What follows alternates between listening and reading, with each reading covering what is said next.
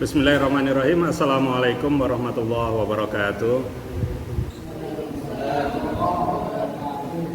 Oke, kita ketemu lagi ya dalam pelajaran sejarah Indonesia. Ya, kalau kemarin lewat video, sekarang kita Zoom ya. Ya, semoga sinyalnya nggak putus-putus ya, semoga lancar ini.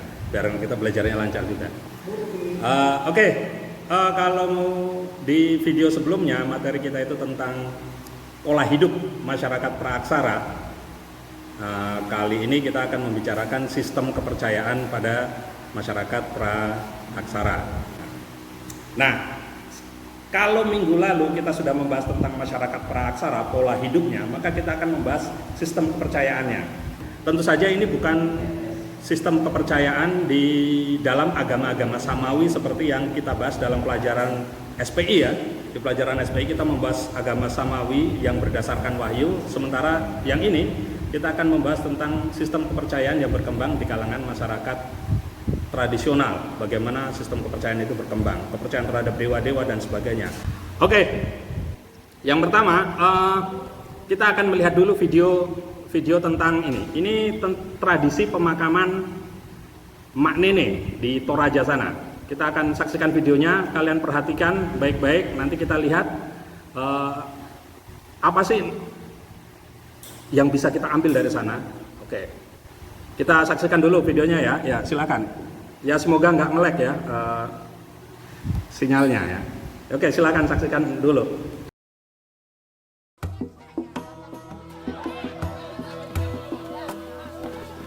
Kita tidak takut dengan mayat atau jenazah yang ada sebab kasih sayang kita jauh lebih besar kepada nenek moyang kita dibanding ketakutan kita itu. Jadi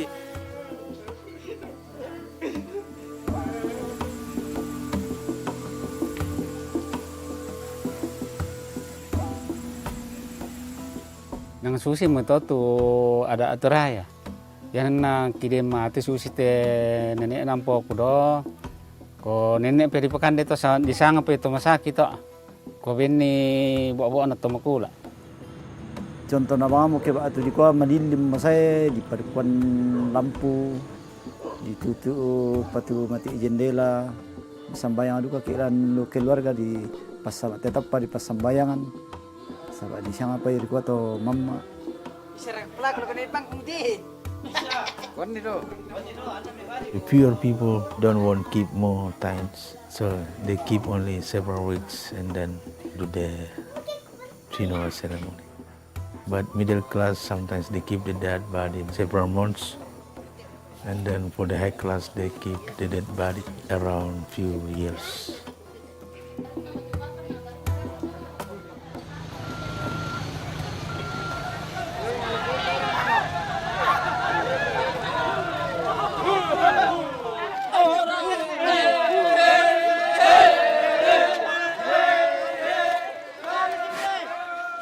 Menurut cerita orang dulu, bahwa orang yang meninggal nantinya kalau tidak ada kerbau, dia tidak cepat sampai ke Puya. Jadi kerbau itu merupakan sebagai kendaraan ke alam baka.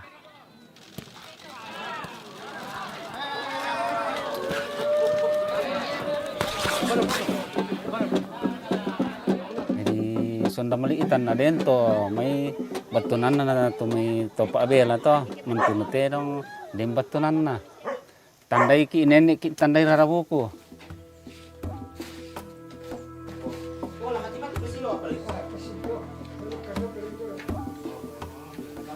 hanya untuk supaya ada kenang-kenangan sebab mungkin 3 tahun yang akan datang sudah lain lagi bentuknya. Dan mudah-mudahan itu tetap awet seperti yang kita lihat pada saat ini. Kita ganti pakaiannya itu sebab pakaian yang lama kan sudah tidak bagus kelihatan.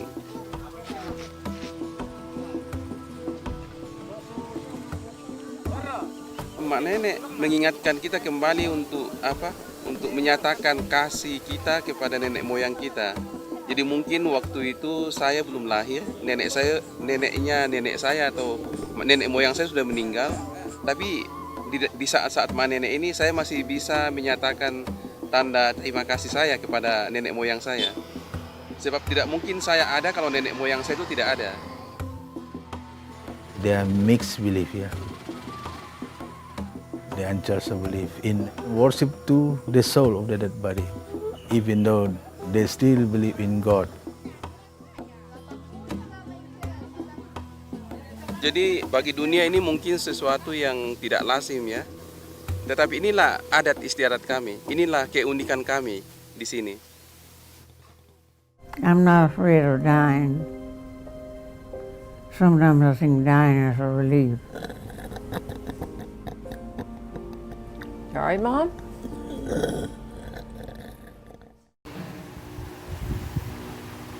Ya, oke.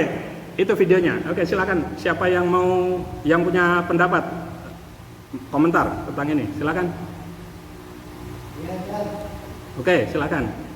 Siapa nih? Sebentar nih. Oh ya, oke Hamdi, silakan. Itu kan mereka mengira bahwa orang yang sudah mati itu sebetulnya arwahnya masih berada di sekitar mereka. Nah, tapi kan ya mereka tidak bisa berinteraksi gitu kan. Fungsinya apa gitu? Sampai disimpan berhari-hari atau berminggu-minggu gitu kan. Itu kepercayaan itu timbulnya kenapa sih bisa ada tradisi seperti itu gitu. Itu aja sih. Ya, oke. Nah, ini pas pertanyaannya dengan pembahasan kita. Tapi saya mungkin tidak akan menjawabnya secara langsung, tapi saya akan menjawabnya bersama dengan penjelasannya ya. Oke, jadi sistem kepercayaan itu juga berkembang ya. Sebelumnya di pola hidup masyarakat tradisional itu kita membahas tentang dari periode pertama itu Paleolitik ya. Di masa Paleolitik ini memang belum berkembang sistem kepercayaan apapun. Ya, karena kemarin sudah kita bahas bahwa di masa Paleolitik masyarakat itu hanya sibuk urusan makan saja. Berburu 6 jam. Menguliti dan memotong hewan buruan 2 jam. Makan butuh 2 jam lagi, 10 jam habis, mereka nggak sempat memikirkan apa-apa. Nah, sistem kepercayaan itu baru muncul di masa Mesolitik. Nah, di masa Mesolitik ini karena orang sudah menemukan api, perburuan menjadi semakin lebih mudah karena alat-alat yang mereka ciptakan semakin efektif. Kemudian mereka memasak makanan sehingga bisa memakan daging itu dalam tempo yang lebih singkat. Maka mereka memiliki waktu yang lebih panjang untuk memikirkan hal yang di luar diri mereka. Ya, mereka mulai mengamati hal-hal yang terjadi di alam. Ketika melihat petir, mereka kemudian berpikir, apa ini petir?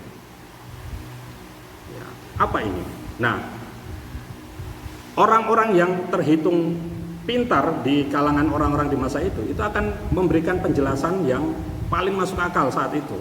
Bahwa petir itu misalnya, kalau nanti di kebudayaan Yunani itu kan petir itu ini ya senjatanya Zeus.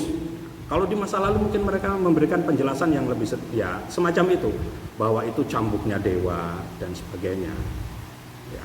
Nah, di masa itulah penjelasan-penjelasan itu kemudian semakin berkembang. Termasuk kemudian muncul bahwa apakah orang yang sudah mati itu mati begitu saja? Atau masih ada roh yang kemudian berada bersama kita. Nah, ini yang membedakan kemarin soal prasejarah dan sejarah. Di masa prasejarah karena tidak ada aksara, belum ada penjelasan secara konkret, maka kemudian para sejarawan melihat itu dari peninggalan yang tampak. Misalnya begini, salah satu peninggalan masa ini kalau di Gua Leang-Leang di Sulawesi Selatan sana, itu ada tampak ya, itu bisa kalian lihat di gambar.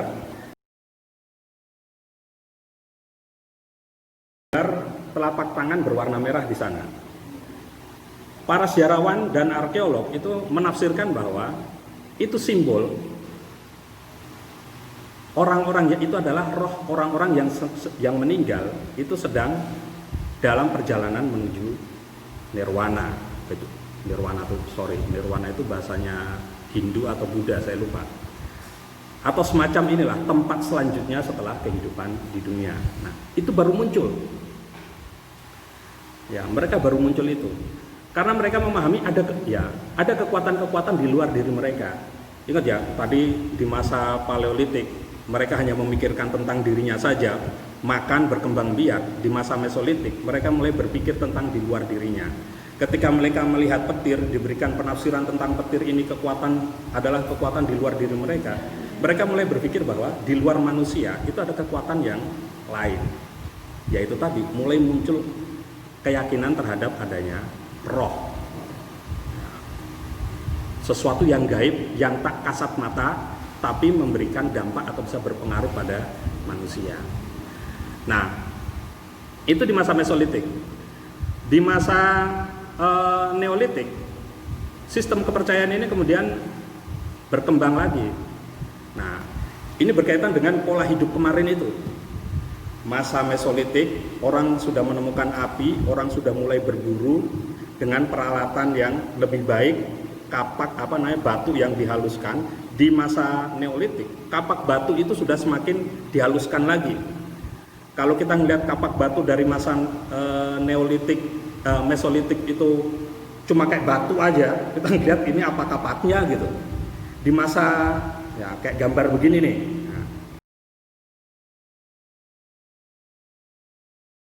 Nah, di masa Neolitik, bentuk kapak batu itu sudah dihaluskan mirip dengan kapak yang kita lihat di masa modern sekarang. Ini contohnya.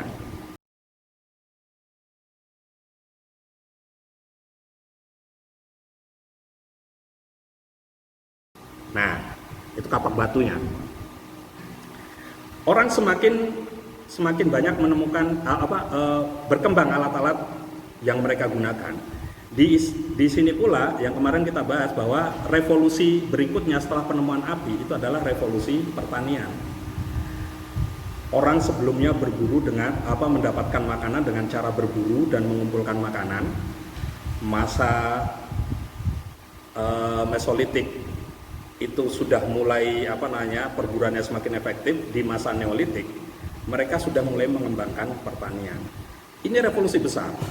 Karena dengan pertanian sekali panen mereka bisa menyimpan makanan untuk beberapa bulan.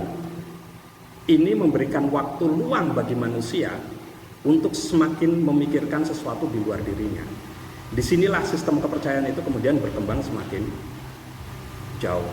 Kalau sebelumnya orang hanya meyakini ada kekuatan di luar dirinya, sekarang berkembang keyakinan yang disebut sebagai animisme. Anima itu roh, anima itu berarti roh. Jadi keyakinan bahwa semua benda yang berada di sekeliling kita, baik hidup ataupun mati, itu memiliki roh. Ada roh di dalamnya. Kalau dulu saya kecil itu kalau mau kencing di tempat sepi, tempat ini ada pohon gitu, mbah numpang lewat, mbah mau pipis gitu. Kita harus izin. Nah, itu kan sebenarnya sisa-sisa kepercayaan di masa Neolitik tadi, kepercayaan adanya roh di setiap benda-benda. Nah, selain itu di masa ini berkembang juga dinamisme, keyakinan bahwa roh-roh tadi yang berada di dalam benda-benda tadi itu bisa memberikan pengaruh baik dan buruk bagi manusia. Makanya kemudian supaya roh-roh tadi menjaga kita dan memberikan kebaikan, maka kemudian diberikan sesaji. Oh iya, tadi hampir kelupaan tadi pertanyaan Hamdi tadi. Nah, ini berkaitan dengan ini tadi. Supaya roh-roh yang meninggal tadi itu tetap memberikan perlindungan pada keluarga yang ditinggalkan, maka mereka sengaja menyimpan jasadnya itu untuk sementara. Itu adalah bentuk penghormatan. Itu bentuk penghormatan terhadap leluhur yang sudah meninggal. Supaya apa? Ya supaya rohnya senang. Kalau jenazah si orang yang meninggal itu diperlakukan dengan buruk, nanti rohnya marah. Kita nggak lagi dilindungi dan diganggu. Nah, makanya kemudian diperlakukanlah seperti itu. Setiap tahun pun kemudian kan tadi kita lihat di video dibersihkan, diganti bajunya. Nah, itu tradisi makna ini. Oke, kita lanjut. Berikutnya tentang ini. Sistem kepercayaan itu nanti di masa megalitik berkembang.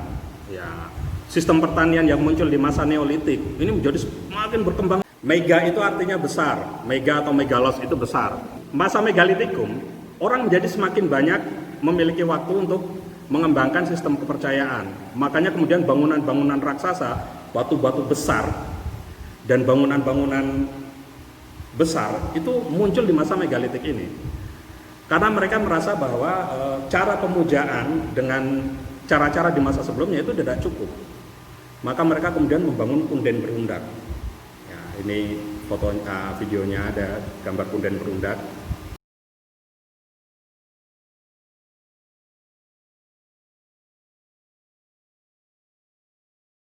Nah, bangunan-bangunan dari masa Megalitik ini menunjukkan sistem kepercayaan itu berkembang luar biasa, berkembang semakin besar, semakin kompleks. Kalau dulu hanya mempercayai roh punya kekuatan, sekarang mereka mempercayai bahwa setiap periode kehidupan itu harus ada upacara-upacaranya. Nah, makanya kita tonton video berikut ini. Ini contoh tentang rites of passage, ritus atau ritual masa peralihan. Kita tonton. Oke. Along the Sepik River in Papua New Guinea, a group of initiates is about to enter the final stage of a long and arduous ritual. For 6 weeks, they've been locked away in the hut known as the Spirit House. They range in age from 11 years old to more than 30. There is no set age for the rite, but no one can have full status as a man until he's done it. And the hardest part is still to come. The initiates will be scarred with the mark of the crocodile.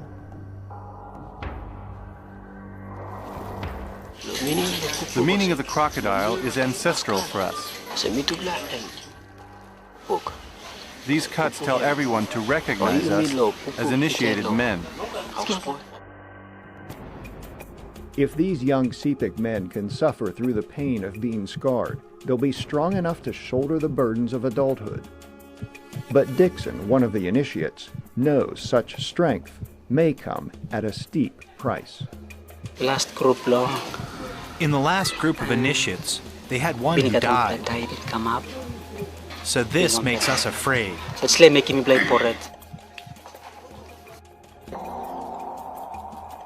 It is the morning of the ritual. Inside the Spirit House, the harrowing cutting is about to begin. The initiates' uncles hold them down as tribal cutters wield the razors.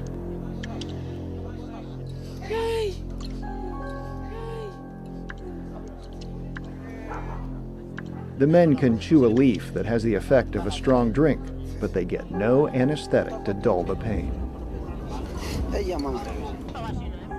The cutters work diligently, making slash after slash in the initiate's tender skin.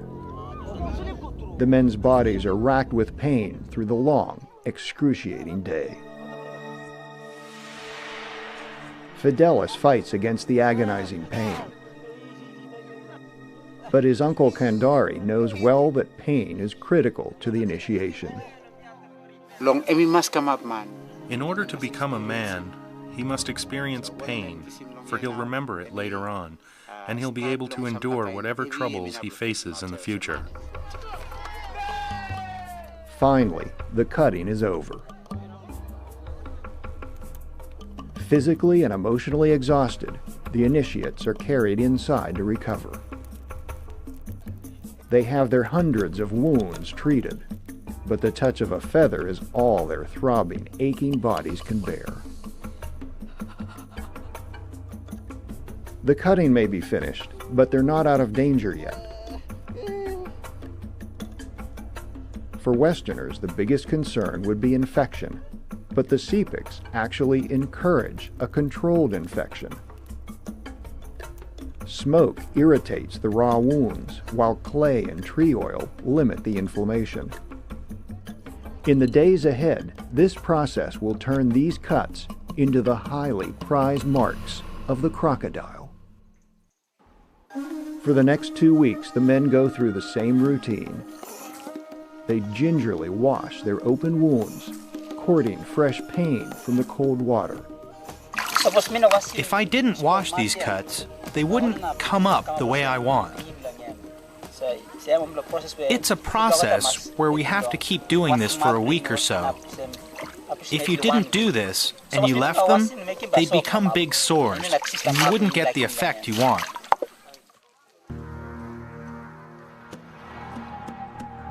Finally, the initiates are paraded outside, presented as survivors and true men, ready to assume their new roles as leaders. Their scars are a badge of honor and a sign they've completed their painful journey to manhood.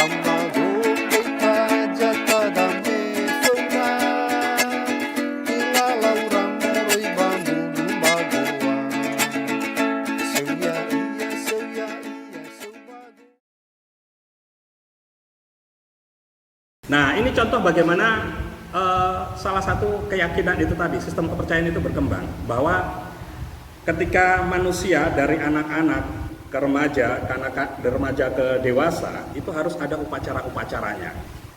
Kita lihat tadi ada beberapa video yang misalnya di masyarakat tradisional Papua itu ada salah satu suku itu tadi harus punggungnya dibikin seperti tato tadi itu, tapi dengan dengan dilukai sehingga lukanya itu ketika menutup ada tercipta seperti tato berbentuk seperti kulit buaya.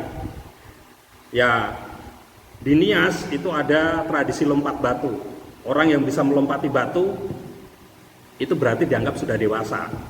Kalau belum bisa melompati batu itu berarti belum dewasa. Nah, itu peninggalan tradisi megalitik tadi. Kalian bisa lihat kan papan lompat batunya itu tinggi besar.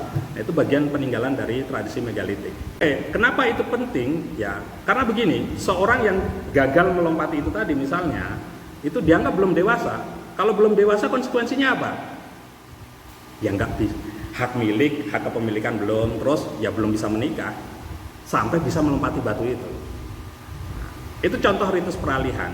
Oke, kita cukupkan sekian. Wallahul muwaffiq ila aqwamit thoriq. Wassalamualaikum warahmatullahi wabarakatuh.